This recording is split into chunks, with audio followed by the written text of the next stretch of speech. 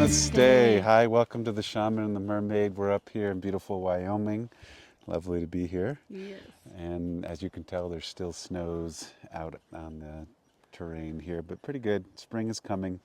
And we're giving you the astrological forecast from April 12th all the way through May 12th. I had to look down at our notes. And we've got a lot of Venus and Taurus type energy and Sun energy in the field this cycle. And so that inspired our theme. Yes, there's an old saying in the yogic tradition that I learned from our teacher Saul David Raye, and it's when you rise with the sun, you catch the energy of the day. And there's a couple reasons why we chose that. One, the light is longer now. You can already start to feel it with the sun earlier rising, so we might be more apt to get up and join it. But also, the Venus morning star is taking place as opposed to Venus evening star. Maybe you can explain the difference.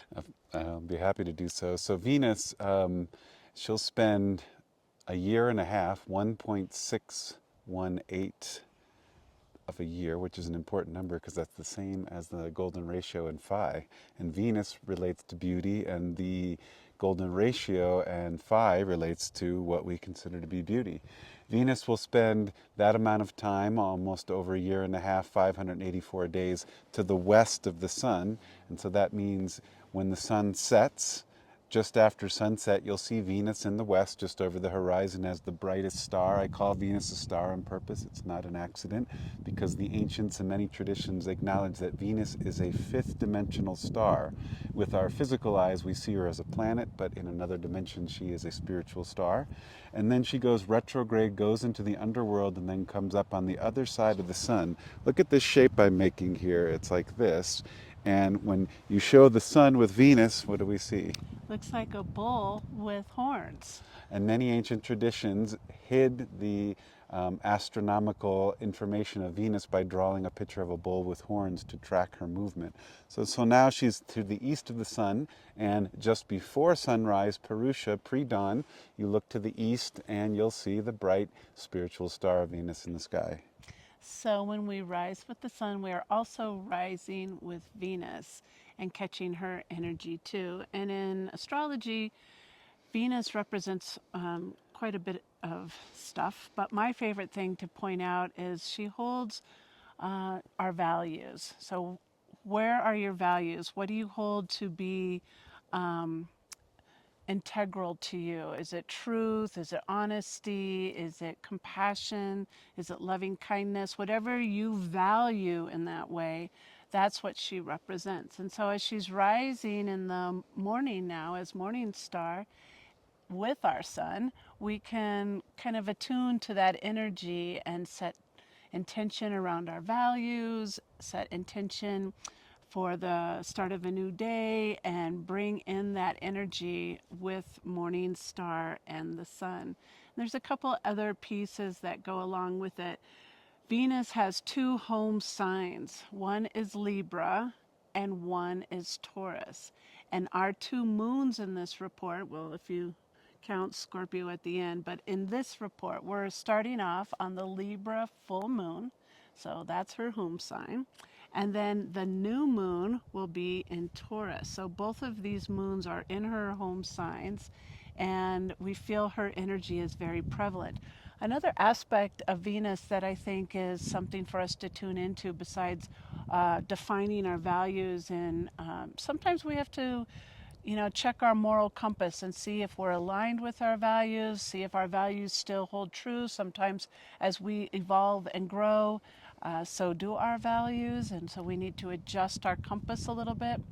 But besides values, she's also representative of self-love. So this is an important time to tune in and turn on that ability to forgive ourselves, pay attention to where we feel we might need some attention internally, to our heart place, to our physical body, to our mental well-being. It's time to focus on you, self-love as well. It's pretty good. And with all that Venus, love, Taurus energy, we also have a complement of Aries energy going on. Mercury is going to go back into the sign of Aries. Mercury has been retrograding at about the same time as Venus. Venus goes direct on April 12th. Mercury went direct on April 7th, so very close. And they were both traversing between Pisces and Aries. And so Mercury on April 16th will go back into Aries, reinitiating, and he'll be joining up with Neptune, who just went into Aries for the first time since 1861. And this is a lot of initiation energy of Aries is like once the sun rises, it's Aries energy. It's in the field, it's cresting, it's bright, it's beginning, it's new, it's initiatory. And so there's that solar rise with the sun, catch the energy of the day. And also, Venus, as you said, is going to be going direct, and she's going to move into the sign of Aries too. So everybody is taking initiative right now.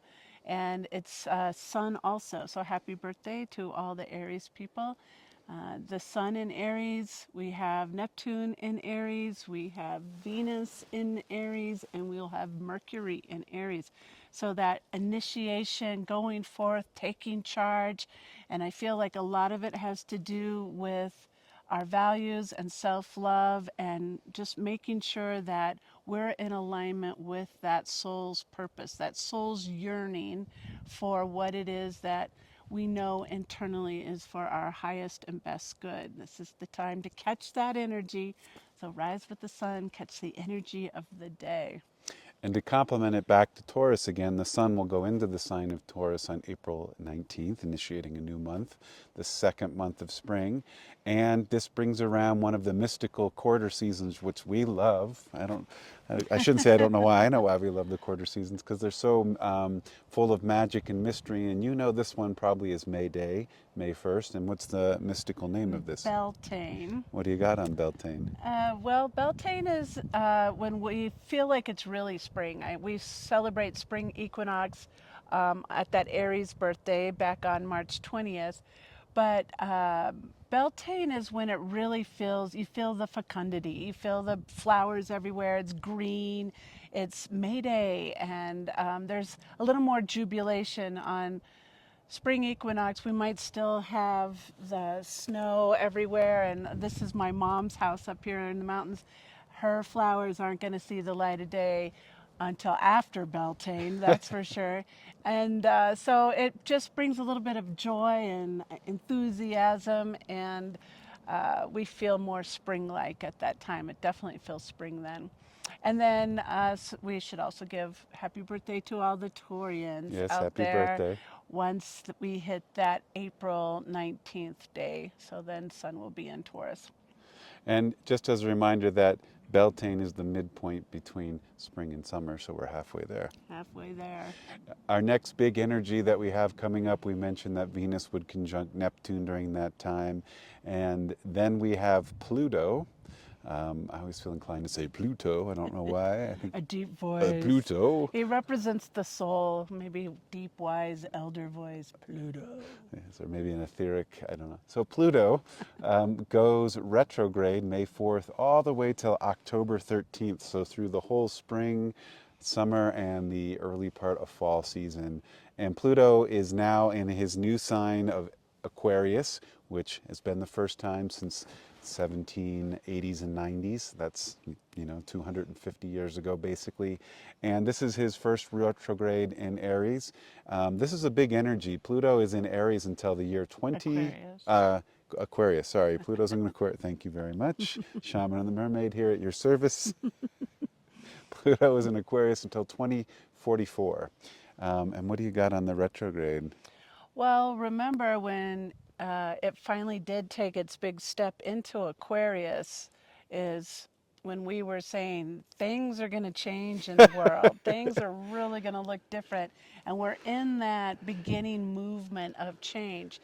So now Pluto will retrograde, still in the sign of Aquarius, but it's backtracking over those initial steps that it took to initiate that change. So there's a little review, maybe some rewinding of things, maybe reflection of some of those bigger choices that have been made, and maybe a recall of some of those things. So I think there's a lot of good stuff that comes out of retrogrades, especially on those bigger, slower moving planets like Pluto, to, let's make sure we're doing everything the way we want to, especially since it's on a soul level. And then we can go back forward again. And then we'll retrace those steps one more time as they go back forward. So it'll feel like maybe a little bit of review of what some of the choices have been made in our big changes in society. And it's maybe for clarity and to make sure that this is exactly what we want to do. So I think that's always a good thing to, revisit and make sure that it's the right steps forward.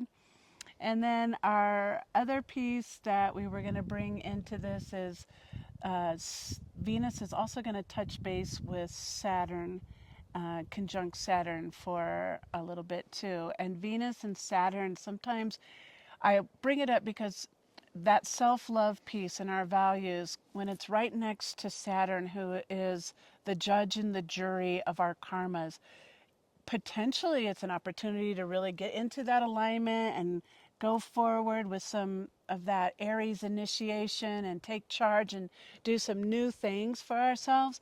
But there's a potential for it to be really harsh on ourselves, overly critical, a little too judgmental, and that's April 24th. So just keep that in your awareness.